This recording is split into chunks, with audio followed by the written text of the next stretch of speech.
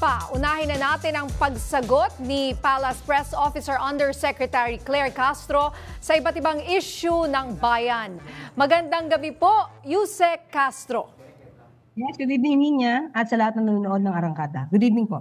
Attorney Claire, unahin ko na po. Siyempre, ito nga, sa Senado nag-play si Senator Robin Padilla ng isang video recording na tila tap na conversation na ibinibintang niya na kayo po. So for the record at diretsahang tanong po, kayo po ba yun? Unang-una, nadinig na po siguro ng marami dahil dinala niya sa Senado itong video clip, rather audio clip na hindi alam ni Senator Robin ang kanyang source. Mismo siya ay hindi niya rin alam kung sino yung mga nagsasalita sa nasabing audio clip.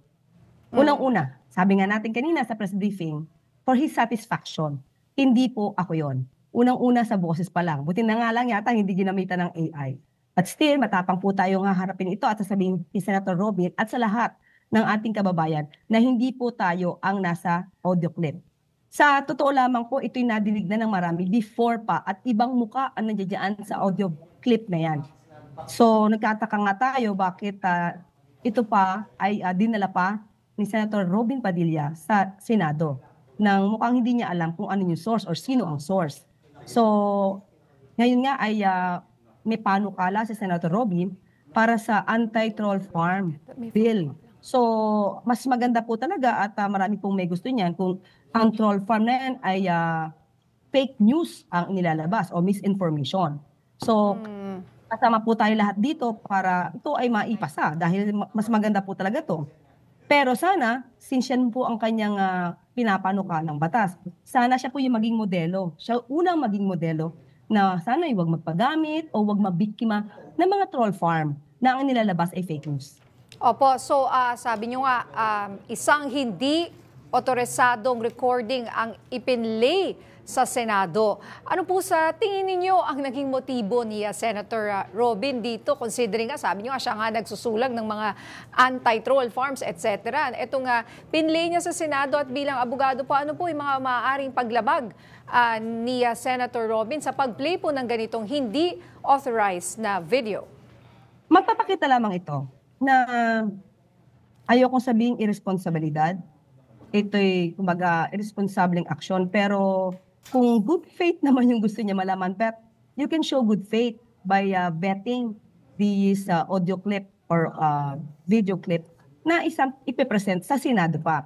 Kaya yung ibang mga mainstream, sinabi nila na hindi nila ito pinilay dahil yung mga hindi nila alam yung source ng ano na to, ng video recording po. Recording na to, ay baka maging legitimate pa dahil sa dahil sa inilabas. Sa Senado pa. Sana maging responsable lang tayo kung ano man ilalabas ng mga ebidensya, lalong-lalo na sa Senado, ay yung kumbaga certified correct, authentic, para hindi naman na mapahiran yung mga taong inosente sa mga maling akusasyon. Yusek, si Christian Bascones po. Unang-una, Yusek, si Pangulong Marcos Jr. Then si First Lady Liza Araneta Marcos. Tapos si Congressman Sandro Marcos naman. Ngayon naman po ikaw, may nakikita po ba kayo, Yusek, na pattern dito sa mga ginagawa ng oposisyon?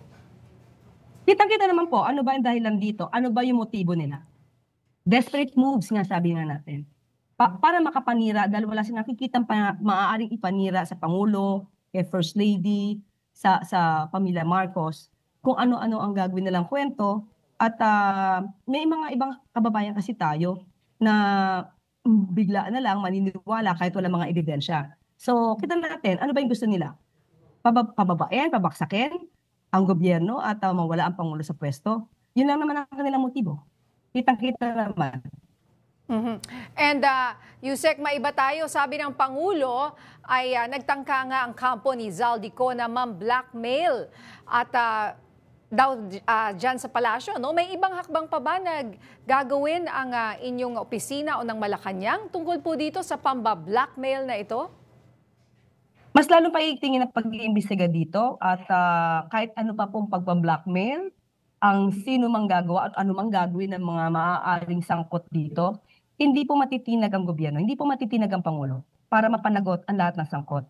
At makikita naman po siguro talaga bakit nga ba pa isa-isa ang mga paglabas ng video at paunti-unti ang dinadamay. Samantalang kung totoo ang sinasabi nila sa video na yan, dapat unang baksak pa lang. Hindi na mako-question yung credibilidad at hindi mako-question yung consistency ng kanyang mga sinasabi. The problem is, the more na binabanggit natin yung inconsistencies ng bawat video, sa susunod na video, gagamutin nila, aayusin nila, gagawa na naman sila ng panibagong kwento. So, sabi nga natin, bago sumagot, dapat ang palasyo dyan. Dapat isang buong kwento dahil kapag sumagot tayo at nakita natin yung inconsistency, babaguhin nila sa susunod na episode nila. Yusek, sabi niyo po kanina sa press conference sa Palasyo, may mga pagbabago base sa mga anong kaganapan sa labas, anong sinasabi ng netizens, yung mga video inilalabas ni Zaldico. May update na po ba kayo sa pagpapauwi kay Zaldico kung saan man po siya ngayon, Yusek Claire? Sa ngayon po, ibibigay na lamang po ng DILG at ng DFA kung ano po ang pinaka-update po dito. At eto nga po ang ingay kaugnay dito sa flood control ay nakikita natin na parang ibinabalik ng oposisyon sa Pangulo. Ano po ang magiging hakbang nyo sa mga ganitong klase ng akusasyon at bakit po sa tingin nyo ay ganito ang nangyayari ngayon? Alam natin na maraming masasangkot. Alam natin na maraming ghost projects noong pang 2020. So alam nila na matatamaan sila. Kaya ang gagawin nila ay gagawa ng kwento para sa Pangulo ito maibato. Pero tandaan natin, ang Pangulo ang nagpa-umpisa nito. Kung ikaw ba na alam mo na meron kang mali o meron kang ginawang mali, bubuksan mo pa ba ang issue na to? Hindi. Ikaw mismo matatakot at ikaw mismo mapapasok. So dito matapang ang Pangulo hanggang ngayon, tuloy-tuloy ang pag-iimbestiga. So kahit anong gawin nilang kwento na walang kwenta at walang basihan, hindi po matitinag ang Pangulo at ang administrasyon na to para mapanagot ang lahat ng sangkot. Yusek Claire, panghuling tanong po, kung lahat ng mga nangyayari ngayon ay puro pambabato at pambabatiko sa Pangulo, ano rin po kaya ang nangyari sa investigasyon kay Vice President Sara Duterte na tila biglang natahimik, Yusek? Meron pong panahon yan. Inuuna po kasi ng Pangulo ang flood control projects. Ito po, magpapakita po ito na hindi namumulitika ang Pangulo. Kahit tamaan ng kaalyado, kamag-anak, itutuloy ang pag-iimbestiga. So, ibig sabihin po noon, hindi po talaga tinatarget ang Vice Presidente. Nagkataon lamang po na may mga issues ang Vice Presidente noon about confidential funds, about mga ghost projects niya sa DepEd.